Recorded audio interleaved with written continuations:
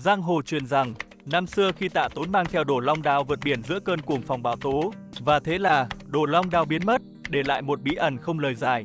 Hàng trăm năm sau, phát hiện một món vũ khí kim loại dài, sắc lẹm. Các kỹ sư gọi bằng cái tên mới gờ dằn xi lăm nhưng khí chất bá chủ chẳng khác gì Đồ Long Đao năm xưa. Và hôm nay, cùng mình khám phá Metal Build Chai Crew Grand Slam. Nói tới dòng chai Metal Build thì Bandai đúng nghĩa là vắt nhiệt tình không trượt phát nào. Chai có 3 màu, trắng, xanh, đỏ. Riêng mẫu này thì Bandai chơi hẳn 4 phiên bản, gồm Alia Chai, Chai Infinity, Chai bản kỷ niệm 10 năm, Chai Helios Roll Out. Tiếp theo là Chai hồng, cũng có 2 phiên bản, Chai Crew Authority Bắc, Chai Crew Grand Slam. Nhưng chưa hết đâu, còn Chai nâu đen thì được Bandai ưu ái ra hẳn một bản Tamashii Nation Event 2022.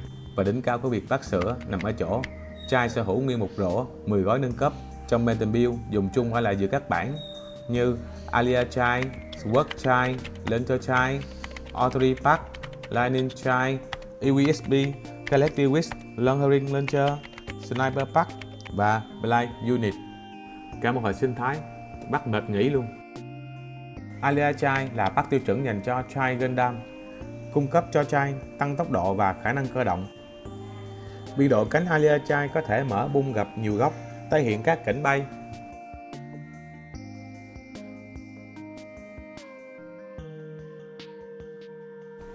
Phần cánh nhỏ của Alia Chai chỉ cần ấn mạnh một cái là vô khớp, không bị lỏng lẻo, biên độ mở lên xuống vừa phải. Khớp mở mượt, không cứng quá mà cũng không đứt.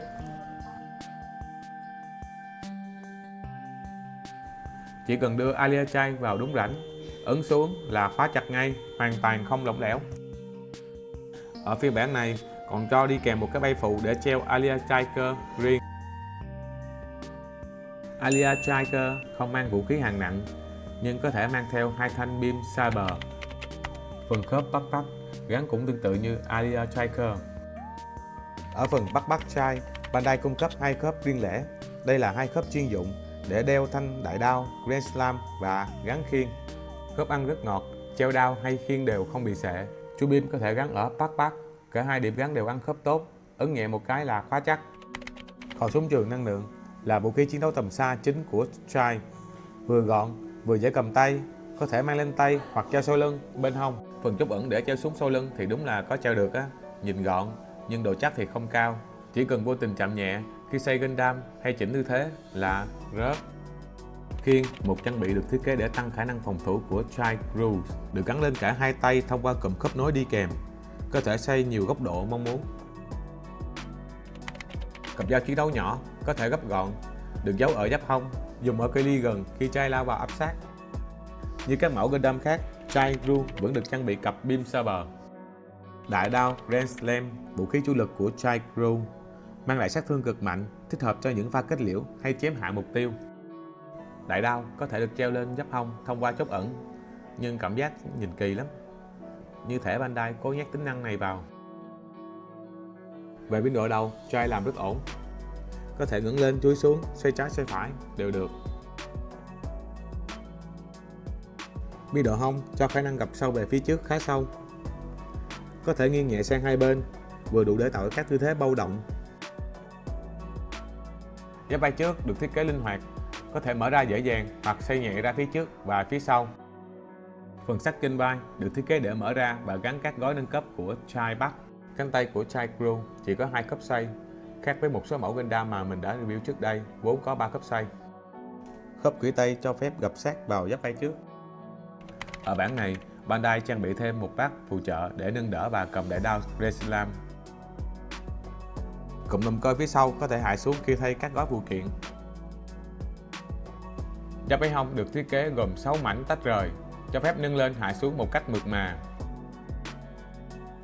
Đá chân ra trước ra sau cũng ổn, gập gối rộng. Bàn chân được trang bị khớp trượt, giúp mở rộng diện tích tiếp xúc mặt đất, tăng độ bám và thăng bằng khi bâu dáng.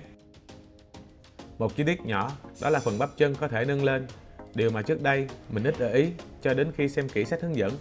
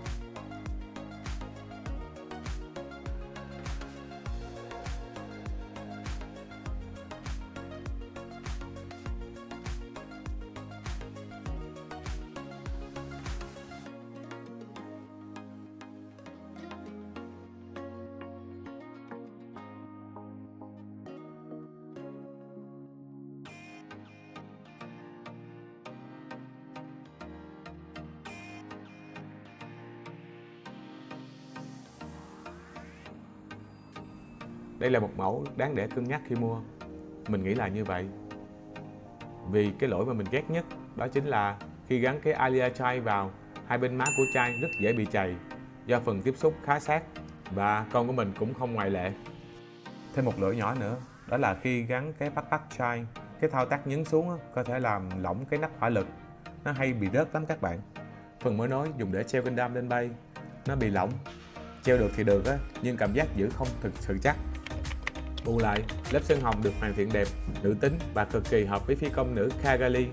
Cộng thêm biên độ cử động tốt giúp bạn tạo ra vô số kiểu bow linh hoạt. Dàn vũ khí thì đủ dùng, đặc biệt nhất chính là đại đao Screenland. Món vũ khí độc quyền chỉ có trên Chai Crow. Các bản Chai khác hoàn toàn không được tặng kèm. Nếu bạn là fan của Grand Slam thì đây gần như là lựa chọn bắt buộc. Còn nếu bạn không quá hứng thú với thanh đại đao này, bạn có thể cân nhắc sang Chai Authority để tận dụng bộ trang bị phong phú hơn. Giá hiện tại khi mua mới bên nước bạn đang rất dễ chịu, rất nhiều so với giá pre-order ban đầu khoảng 6,2 triệu.